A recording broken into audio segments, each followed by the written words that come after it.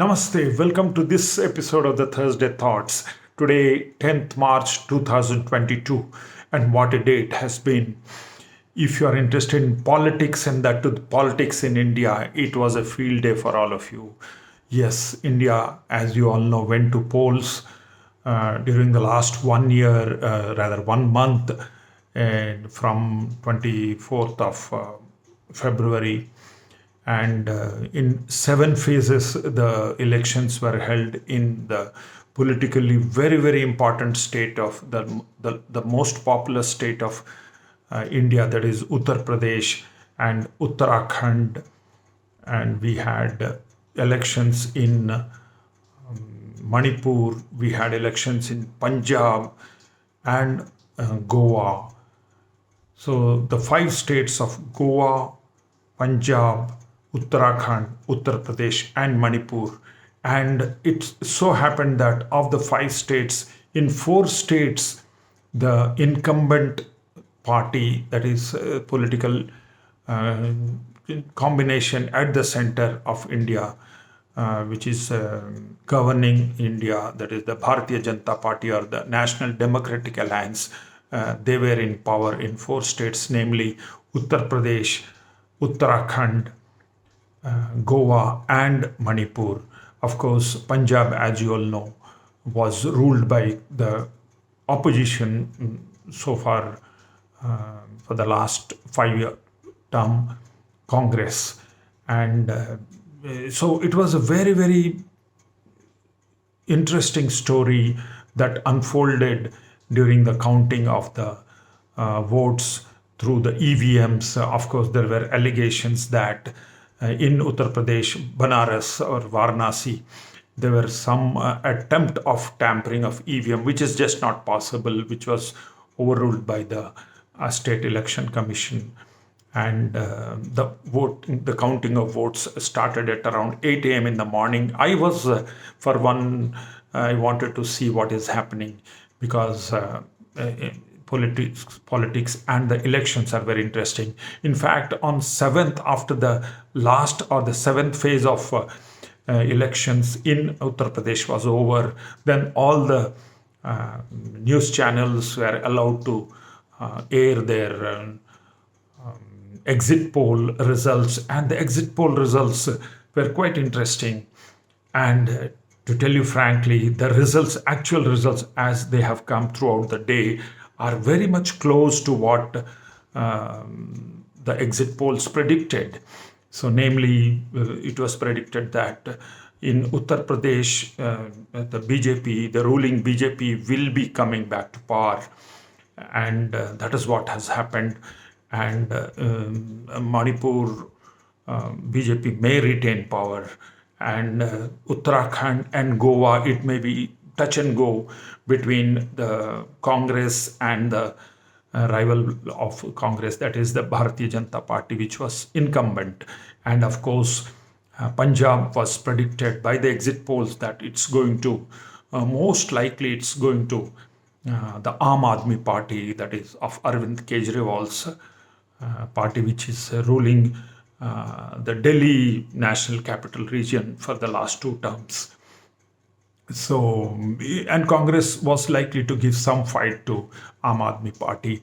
But as it turned out to be, what an election result it was! It was epoch making, history making in so many terms, political terms rather, and which will have huge ramifications into the future. It will have repercussions, deep repercussions into the future. That too, especially when the country is heading for national elections, for the Lok Sabha elections in the year 2024, that is just 2 years from now. As you all know, the BJP, which has been voted to power in 2019, will be eyeing for a hat trick, which has not happened in the recent past.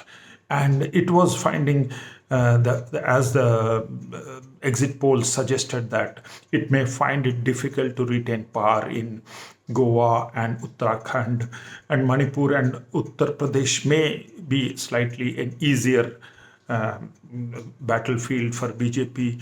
But in Uttar Pradesh too, and the predictions were the Samajwadi Party headed by the former Chief Minister Shri Akhilesh Yadav will be giving tough fight with his bicycle symbol that was, and as it turned out to be, and what a victory it was for the ruling party at center, that is NDA, or the alliance at the center, that is NDA, or the Bharatiya Janata Party.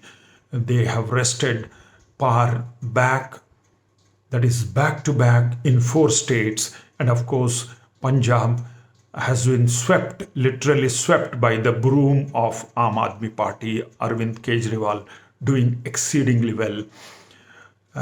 And with this, Arvind Kejriwal has announced that he is very much a contender for the Prime Minister's post, and he's eyeing Delhi, not the national capital region, but the national capital itself. He may be a tough challenger to Mr. Narendra Modi in the 2024 elections, Lok Sabha elections, that is.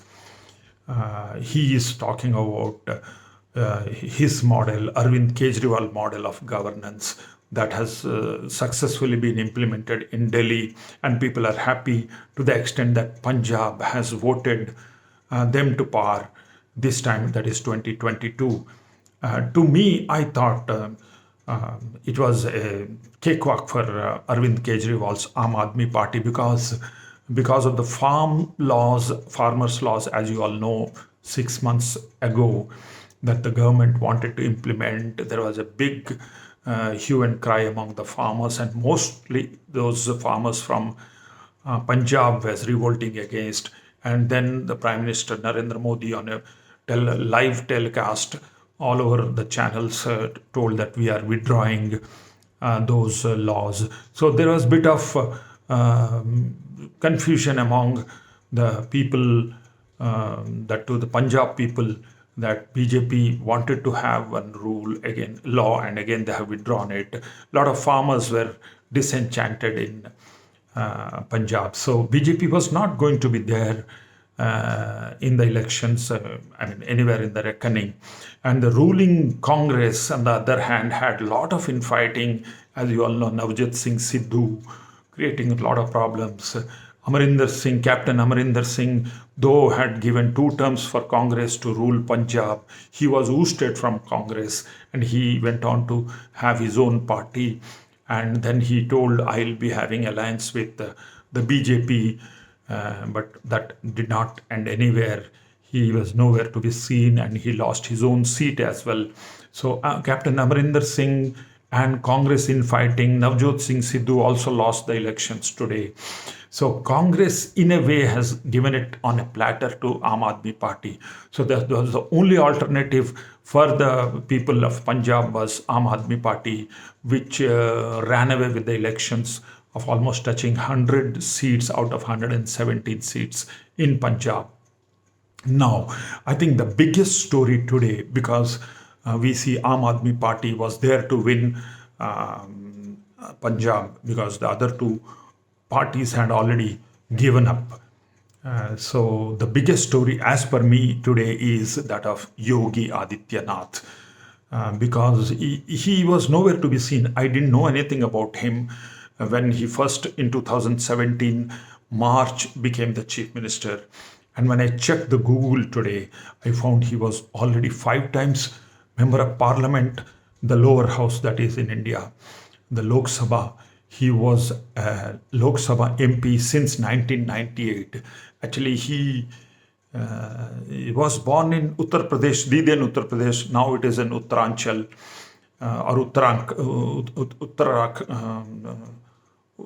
that is Uttarakhand rather. So he was born as Ajay Singh Bisht, and later on he became in Gorakhpur one of the temple priest, chief priest, or Mahant as it is known as. So he got the name Yogi Adityanath. And to me, I was not knowing much about him since till he was given the chief minister's post in the year 2017 when BJP stormed to power after the Lok Sabha excellent showing in the state of Uttar Pradesh, and he became the chief minister 2017.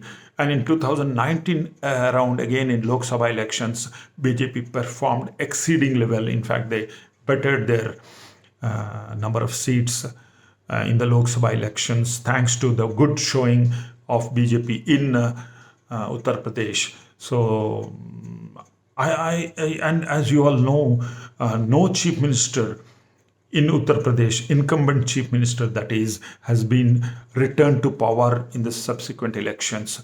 So no chief minister for the consecutive two terms in Uttar Pradesh. So there was a big question mark of his winning. There was anti-incumbency running around, and a lot of COVID, the hospital care, unemployment, all those issues were there. But you know what has happened?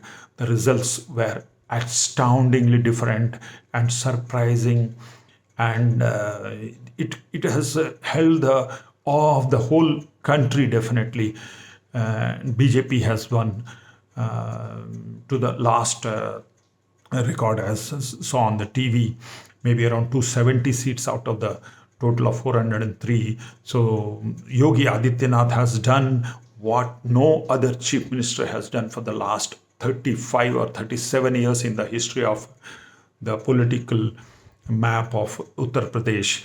And he has given BJP a thumping majority in the state elections. As they have been telling, it's like a double engine of Yogi and Modi.